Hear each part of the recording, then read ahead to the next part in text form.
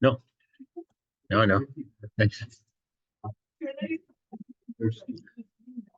I did not know. Sorry. Thank you.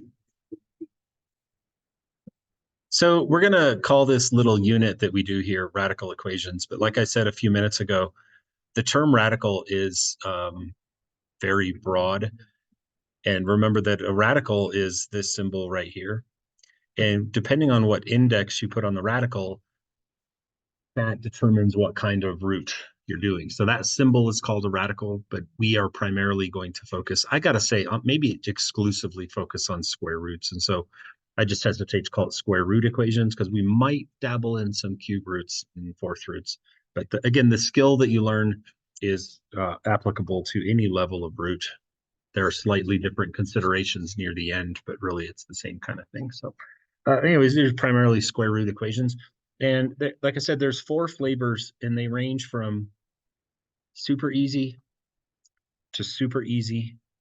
to kind of medium to pretty dang hard. So the pretty dang hard is tomorrow, and the 3 super easy, and medium-ish are just, we're going to knock them out today. You guys will have no struggles today at all.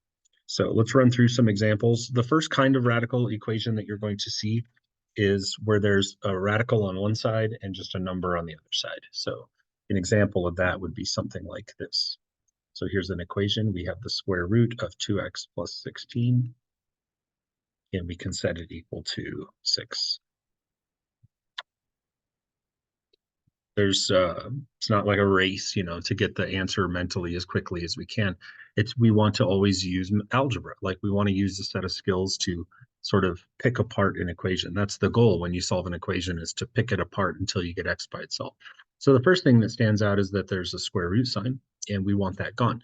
We would love to employ basic algebra like subtracting 16 and dividing by 2, but you can't do that because they're not free to move about the cabin. They're locked up right now.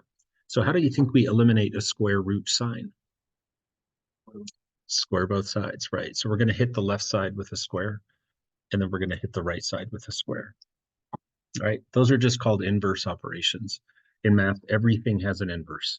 Every operation you can think of, there's an operation that undoes it. And so our undoer for a square root is a square.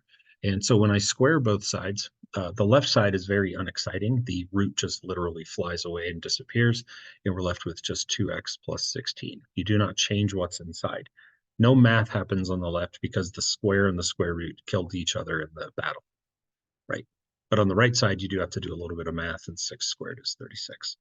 And what you find with these today, mostly today, is that after you kill the radical sign, then what happens is what pops out is really not a difficult situation to solve. So now it's back to like 7th grade, right? It just happens like that. And so now we're going to subtract 16 from both sides.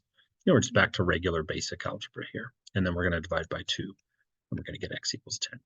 So you'll notice in the directions today that it says to check for extraneous solutions, and those we've seen before. Extraneous solutions can happen when like you don't make a mistake, but certain times in mathematics, things that are impossible happen through no fault of our own. Like answers pop out. I don't know how else to explain an extraneous solution. Like you get an answer that can't work, even though it's not your fault. We've seen it with logarithms, where we get an answer and we plug it back in and realize this doesn't work. And we've seen it with absolute values, the same, where we solved an equation and went, oh, it doesn't work. And the same thing can happen with roots.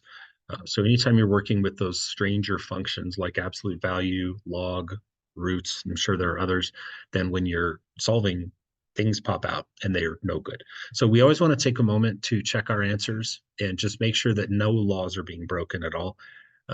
So if you take 10 and put it back up in place of the x, it all checks out, right? 2 times 10 is 20, 20 plus 16 is 36, and the square root of 36 is 6. It checks out. So just like we've said before, and I feel like this should make sense, I feel like that answer right now is not acceptable because I haven't committed. This is the time where I want to either commit with like a box or commit with a cross out. And since it works, I'm going to commit with the box. The box is my way of saying I've vetted this answer. It's okay. It works. Right, so that's flavor number one. And I got a couple more examples of that just to make sure you're on board. And then we'll move on to flavor number two. Flavors 1 and 2 are really very simple. So here's another example of this first flavor. Say we have negative 28 equals negative 4 times the square root of negative 1 minus 10x. You start to see themes that repeat themselves throughout the year in a class like this, that it's the whole get it by itself. We've heard it like 3 or 4 different times now. Get the absolute value by itself, get the log by itself, get the power by itself. Like it's just over and over again. So what do you think we do here? No. Nope. Yes, you divide by negative 4. So our battle cry, and this again is going to be the separator. This will make the difference between someone who gets like an A on a quiz and someone who literally gets a D or an F. Like is, do you remember this? Get this by itself. That is the thing. And so I want to not tinker around with trying to get rid of the root until that's gone. You can, and I'm just not, I don't teach it that way. I don't want to be responsible for what happens when people inevitably make a mess of the other way. So I'm not going there. If you want to, I'll show you, just come see me. So we're going to divide both sides by negative 4. And when we do that, we get a positive 7 equal to the thing we were trying to get by itself. And now it's just like the last problem. So it goes quick. So now that we have the radical by itself, we can square both sides. And what do I get on the left? Nice. And what do I get on the right? Right. And then from here, I feel like as the guy who taught you algebra, I would consider my endeavor with you to have been a failure if you couldn't solve this. So we're going to add 1 to both sides and get 50. And then we're going to divide both sides by negative 10 to get x equals negative 5. And when you check your answers, make sure you check them at the beginning, right? Like if you go back and check it anywhere below this purple line, then you're being a goofer, because like, of course it's going to work after that. Where you want to check it is, does it work before we did the magic, the squaring away of something? And so we go back to the beginning and we plug in negative 5. And if you check negative 5, just put it right up in here where this little purple circle is. And you work it out, and you just kind of from the inside out, what's negative 10 times negative 5? 50. And what's negative 1 plus 50? What's the square root of 49? And what's negative 4 times 7? Check. It's good. So he can have a box. Okay. I assure you that checking your answers is not like a waste of time. I'm not going to ask you to do that if it literally never produces extraneous solutions. Having said that, Your Honor, I present Exhibit A, the next problem. So intent. So we're going to have a square root on this one of x over 10. And then we're going to add 3. That is equal to 6. Make sure when you draw your radicals that you're pretty tidy about expressing what's inside and what's not. So like if you get lazy and this square root sign goes a little bit too long, people start to wonder, is the 3 in there or not? So be considerate of those that have to read your work and make sure it's clear what's what. So what do we do first? Oh, no, by the way, I meant to put negative 6 over here, not 6. So could you please change that for me? Apologies. Everybody got that change? Okay, good. So we're going to subtract 3 from both sides, and that's going to give us the square root of x over 10 is equal to negative 9. And you start to see patterns as to where the weirdness happens. You technically could stop right now and say no solution, by the way, but let's work this out, just because we're not always in the mindset of wanting to think. That's not because we're bad people, it's because we're humans. And we get robotic about math. Like we just want to go step 1, step 2, step 3. So once you understand why there's no solution, then you can start to catch why there isn't one. But let's go through the process anyways. Let's do the thing. Let's square both sides. So if I square this side and square this side, what do I get? No. Yes. So x over 10 equals 81. And I'm just cruising through this. Everything feels fine. And this really is where the badness happened right here. You see, when you square negative, it becomes a positive. And then the sort of whole vibe of it changes, because now when I multiply by 10, right, that's how you solve an equation like that, is I get x equals 810. So this one does not get a box because if you take 810, follow the yellow arrow, and you put it right back up into there, everything feels fine for a second. What's 810 divided by 10? 81. And what's the square root of 81? It is 9. It is definitively 9. It is not negative 9. So for that reason, 810 does not work. It produces a false result. So this one would not get a box. It would get a cross out. And since it was the only number that could have worked, we say that there is no solution.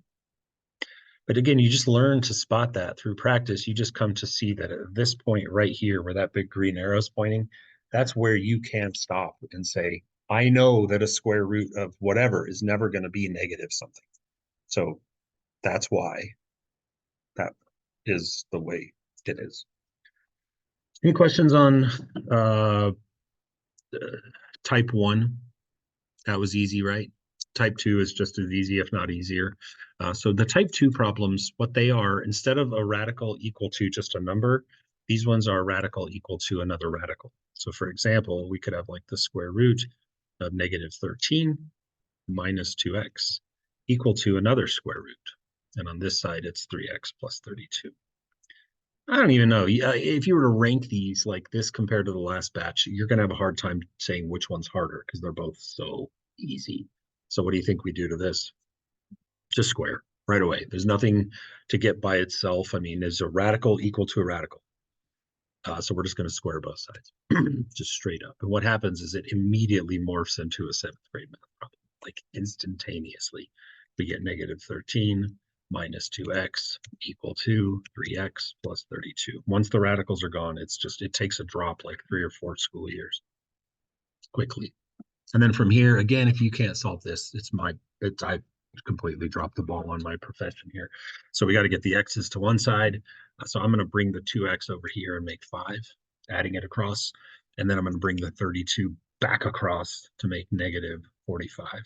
And then I'm going to divide and get x equals negative 9. Now, I still want to check this just to make sure. And this one isn't about checking to see if I get a square root equal to a negative number. You also know that when using the real number system, we can't take square roots of negative numbers. So when we check our answer in this kind of problem, we're checking just to see if anything goes negative on the inside. If you take negative 9 and put it, say, right there, what is negative 2 times negative 9? Positive 18. And what is negative 13 plus 18? 5. So that side is the square root of 5. No concerns there. And then we head over to the other side, follow the big red arrow this time and put it right there. What is 3 times negative 9? Negative 27 plus 32 is also 5. And the square root of 5 on both sides checks out. So kind of check our answers in different ways, depending on the flavor problem. Bless you, bless you. Any questions? Oh, so that one should get a box. I apologize for, just remember, box it to commit. Cross it out when it doesn't work. Okay, one more of these, and then we'll get to the harder of the 3 flavors for today. So we have the square root of 3m minus 98 is equal to the square root of m over 5. Okay, what do you think we should do?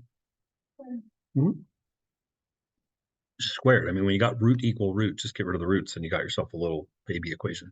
So if I square the left, I just get what was inside. If I square the right, I just get what was inside. Now, I wanted to make sure one of these got into your notes because I know that still, even at the 11th grade level, we still sometimes panic with fractions, which I wish that weren't the case. What do you think we do? That's what I would do. Make me proud when you say stuff like that. You know, it's technically a waste of time, but it is in the end not, because it makes us not have to do fractions. So there's other ways, but the best way, the best way is do what Kinsley said, just multiply everything by 5. So the trade-off is that everything gets boosted, like roided up by times 5, but that's okay. So we get 15m minus 490, I think, equals what? M. And then from here, again, it's a pretty basic situation.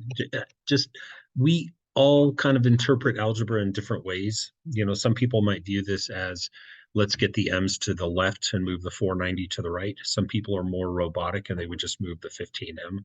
I really don't care. The way my brain sees it personally is I would move the m over here and then I would move the 490 back across. That's how I see algebra. But you can, whatever. Does anyone know what 490 divided by 14 is? What'd you say? Seriously? Nice. So we get that, and then again, it's incumbent upon us to go back and check to see if 35 would work. And I don't see any red flags anywhere. If you put the 35 where the red arrow is, you get 105 minus 98. That works. And then if you put 35 right here, you get 35 divided by 5. So we wind up with root 7 equals root 7. All's good. So that one can have a box. Do you have any questions on the easy sections? Those are level 1. All right, let's get to the harder ones.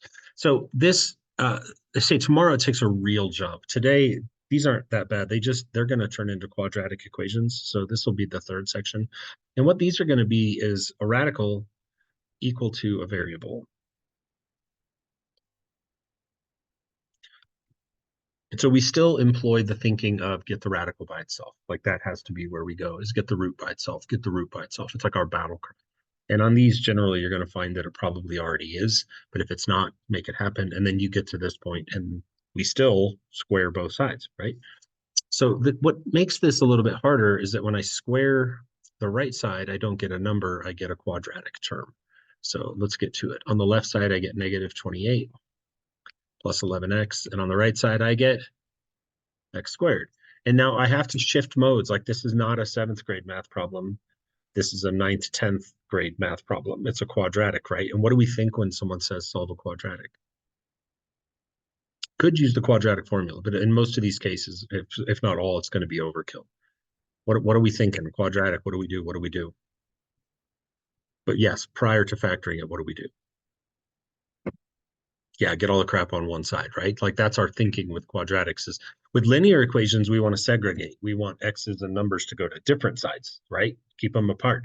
With quadratics, we want everything on one side. And the side that we pick is determined by the positive x squared. So everyone else comes over and we're left with x squared. We subtract the 11x, we add the 28. And again, I hate to like keep saying this, but if you couldn't factor that, again, I feel like I have failed you. So that's a pretty simple factoring problem. So again, it being a quadratic, that should always be our first thought is, can I factor? And tell me about the signs when I factor this.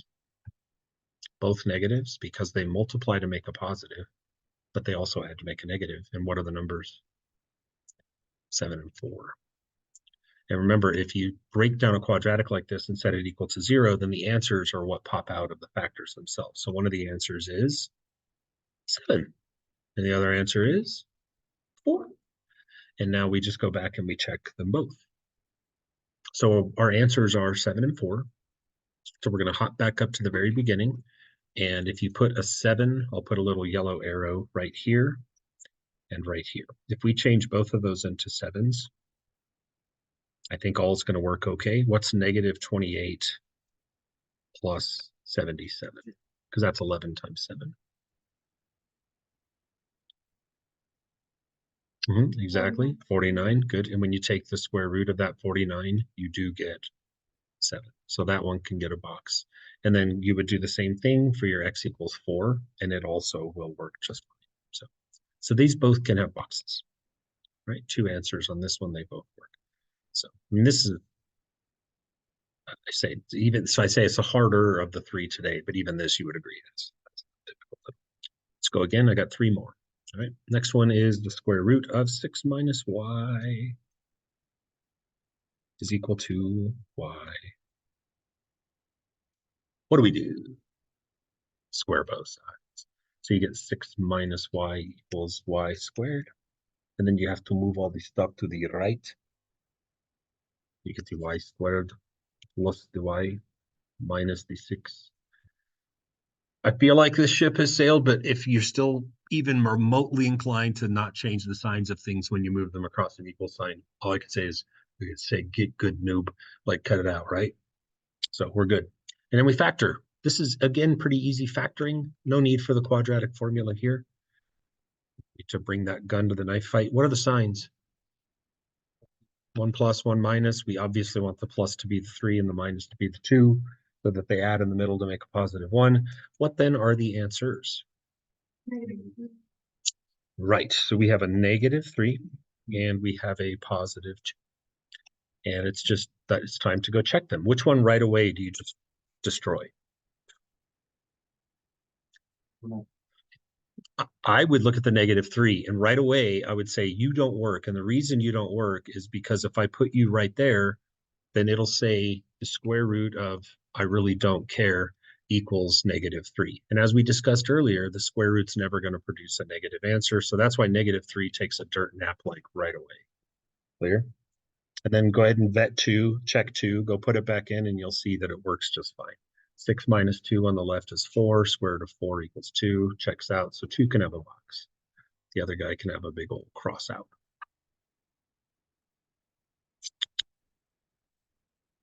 You might be wondering why we have 2 examples left, and there is a reason for both. So, sorry, but not sorry. So let's do it. A couple more. So square root of 4x. 4x igual a x. What do we do? Square both sides. What a unique idea. So squaring on the left gives us 4x, squaring on the right gives us x squared. I figured if I put this one in the notes, then I wouldn't have to go over it 12 different times when we get to one like this on the worksheet. Piece of cake, right? Quadratics like this make us uncomfortable because there is no number. We're used to that number, so we can do our little cute parenthesis thing and all that. So every time this comes up, we just have to talk about it. We want to still move all the stuff to one side. So 4x says I'm flying over, make room. And how do you attack a quadratic like this that is missing the number that should go here? You get to the point, you figure the point where the number. Yeah, I mean I think you're making too much work. You might be thinking of the kind where the middle term's missing. This is just a GCF. There's no way I'm ever gonna at any point in my career not have to go over this again and again and again. Mm-hmm. It's not. Again, you guys are, here's what you and Cooper are both thinking of. Here, let me just put it up here on the board so we can get this out of the way. You guys were both talking about this. And that would factor just fine into x plus 2x minus 2. Like Cooper said, I need to think about what makes a 0 in the middle. But what I'm thinking of in a case like this is let's not turn this into something too bad. This is a greatest common factor problem. How you guys should always attack quadratics like this flavor where it's missing the number in the back is pull out the common factor. So if I pull out x, because they both have it, right? What am I left with? Yeah, these are always the ones, I know this from years and years and years, that we get really good at factoring, we get really good at the quadratic formula, but when the factoring is this flavor, the GCF, man, we panic. So when you see these, just pull out the GCF and then just you get 2 answers. Like Cooper said, one of them is x equals 0. That comes from the lonely x that you pulled out. The other one is x equals 4. That comes from the binomial factor. And then you go back and you check them. So if we get 0 and 4 for our answers, we plug those back in. I believe they both work just fine because we're in agreement that the square root of 0 equals 0. That's good. And we're in agreement that the square root of 16 equals 4. That's also good. So we're going to have double boxes on this one. Still good? Okay, it's the last one.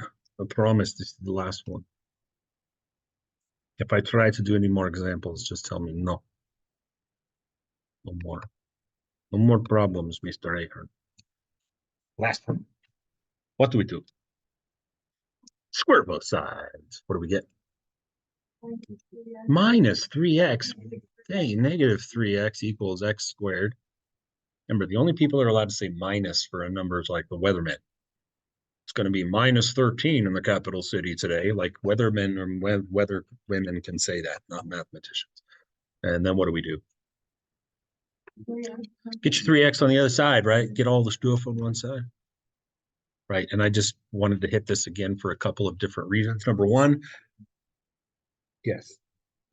But again, second time in a row, how do I attack a problem, a quadratic like this? Yeah, you pull out the GCF, and the GCF is x, leaving you with x plus 3.